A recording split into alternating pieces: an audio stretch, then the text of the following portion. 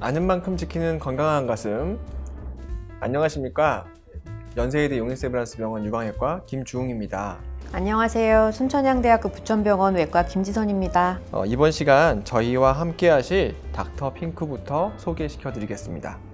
안녕하세요. 안녕하세요. 예, 두 분 이정원 교수님부터 자기소개 부탁드리겠습니다. 네, 저희는 같은 병원에서 일하고 있습니다. 성균관대학교 의과대학 삼성서울병원 유방외과에서 근무하고 있는 이정원. 네, 산부인과에서 일하고 있는 이동윤입니다.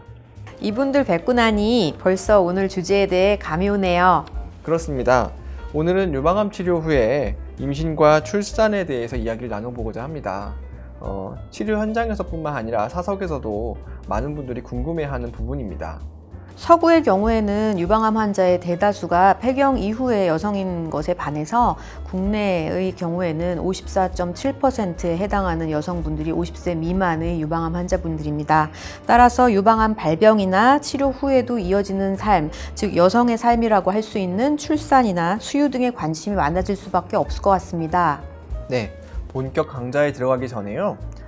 두 분께 임신과 출산, 수유에 관한 다양한 궁금증과 풍문들에 대해서 간략한 스피드 퀴즈처럼 즉석 yes, no 토크 질문을 드려보겠습니다. 예, 제가 먼저 질문 드리겠습니다. 이정원 교수님. 네, 임신 기간 동안에는 유방암이 걸리지 않는다? yes, no. 아닙니다. 걸릴 수 있습니다. 네. 제가 질문 드립니다. 25세 이전에 임신하는 여성은 유방암 발생 위험이 감소한다? 근데 그게 굉장히 애매합니다. 이게 왜냐면 답이 딱 네, 나오는 거. 이 주최 측이 굉장히 농간을 뿌리신 것 같아요. 이 25세에 굉장히 함정이 있는데 사실 우리나라 여성들이 초혼 연령, 그러니까 처음 결혼했어요 하는 나이가 요즘 가장 최근 통계로는 31점 몇 세 그런 걸로 알고 있습니다. 그러니까 한국 나이로 따지면 32살, 33살이 되어서 첫 결혼을 했어요. 이렇게 되는 거죠. 근데 그러면 결혼하자마자 얘기가 나아집니까? 저 결혼하고 한두 해 더 있어야 되니까 첫 아기를 낳았어요 할 때가 보통 34, 35 되기가 십상인데 그렇게 따지면 내가 유방암에 걸릴 가능성을 줄이기 위해서 35세 아기를 낳았다. 뿌듯해하실 수가 없습니다. 제가 예전에 조사를 해본 바에 따르면 누가 써놓은 연구 결과를 보았는데 내가 아기를 낳고 그래서 모유 수유를 하고 그래서 내가 유방암에 걸릴 가능성을 줄여야 되겠다라고 마음을 먹으려면 만 20세 이전에 임신을 하고 출산을 해야 되고요. 그리고 모유 수유하는 기간이 평생 내 인생 동안에 12개월은 됐어요 라고 해야 그게 가능하다고 합니다. 그러니까 25세 때 아기를 낳았어요 하는 거는 지금 우리나라 실상에서 보면 굉장히 특이한 일일 가능성이 높은데 그렇지만 크게 도움은 안 될 수 있다. 이런 말씀이 되는 거죠. 알겠습니다. 예, 다음 질문입니다. 모유 수유를 하면 유방암 위험이 낮아진다. yes, no. 그건 예스가 맞을 것 같습니다. 모유 수유뿐만 아니라요. 이른 초경, 늦은 폐경 이런 말씀 많이 들어보셨을 텐데 저는 여성은 아니지만 제가 아주 재미있게 들은 얘기가 하나 있습니다. 어떤 여성분이 저한테 얘기를 해주시더라고요. 나는 생리 때가 됐어요 하는 거를 버스 타고 가시면서 하신대요. 버스가 흔들흔들 하는데 이게 기둥에 가슴에 슬쩍 닿았는데 평소와 달리 아야 찌릿 이런 느낌이 오면 가슴이 부풀어서 생리할 때가 되었구나 이런 얘기를 하신 적이 있었습니다. 이 생각을 해보면 이 유방이란 조직도 생리 주기를 따라서 돌면서 커졌다 줄었다 커졌다 줄었다 커졌다 줄었다 커졌다가 줄어들어야 되는데 거기서 안 좋은 게 생기면 그게 장차 누적이 되면서 암세포로 발전할 가능성이 커집니다. 그러니까 초경이 빠를수록 그리고 폐경이 늦을수록 가슴이 커졌다 작아졌다 할 가능성이 많아지죠. 그리고 임신과 출산도 마찬가지입니다. 아기를 가지고 있는 동안에 가슴이 계속 커지기만 하지 커졌다 작아졌다 할 일이 없으니까요. 그리고 모유 수유를 하고 있는 동안에 생리하는 사람 보신 적 있으십니까?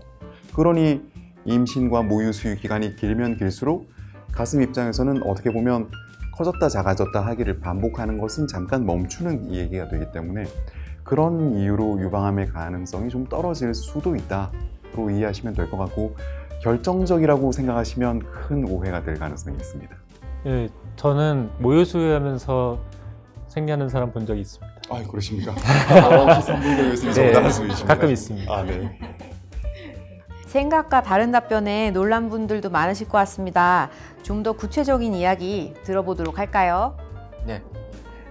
본격적인 첫 번째 질문입니다. 네, 유방암 환자들이 가장 많이 걱정하는 어떤 걱정 중에 하나입니다.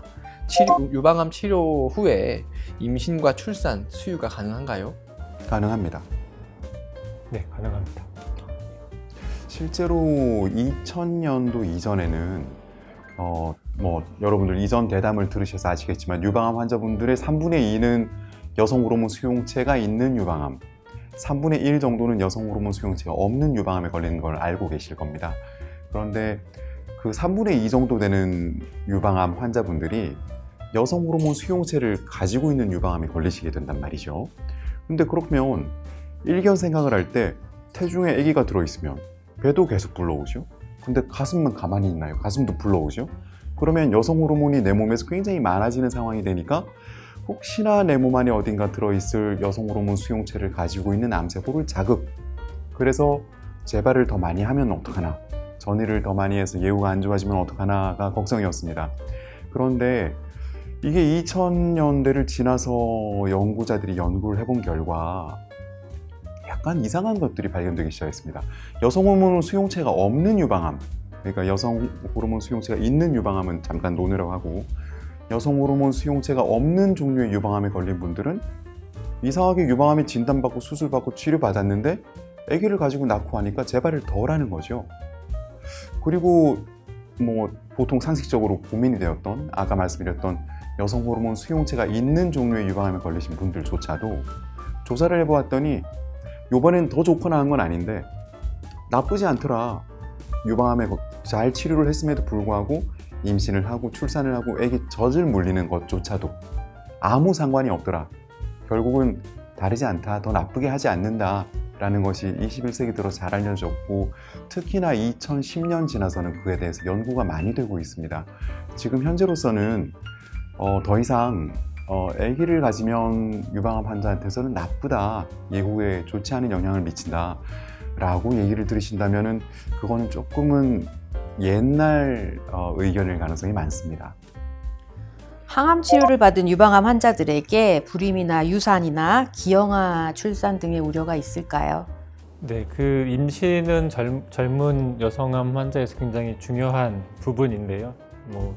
여러 선생님들이 많이 잘 노력해 주셔서 암의 생존 치료 성공률이 계속 올라가고, 그래서 젊은 분들이 점점 더 많이 생존을 하게 되면서 이제는 향후에 임신이 중요해졌고, 그게 이제 삶의 질이 굉장히 중요한 요소가 되죠.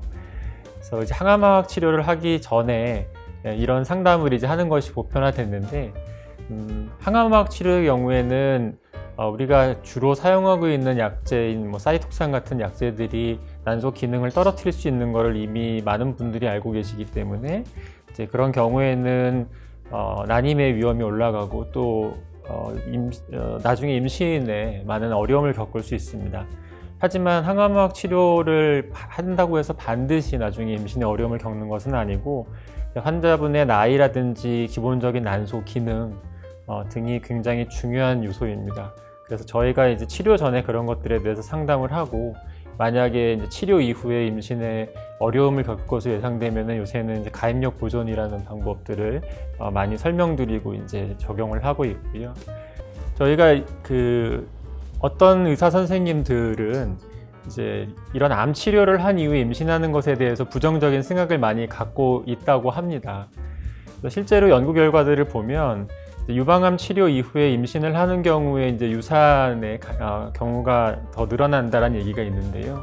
근데 실제로 이게 내가 임신을 하고 싶었는데, 유지하고 싶었는데 어쩔 수 없이 몸의 상태에 따라서 자연유산이 되는 상태라기보다는 환자와 의사 모두가 임신에 대해서 좀 꺼리고 부정적인 생각을 갖고 있어서 이제 인공적인 유산의 경우가 많이 있을 거라고 생각을 합니다. 기존의 연구에서는 자연유산과 인공유산을 우리가 많이 구분하지 못했기 때문에 유산의 위험이 올라갈 수 있다라는 얘기들이 있었는데요.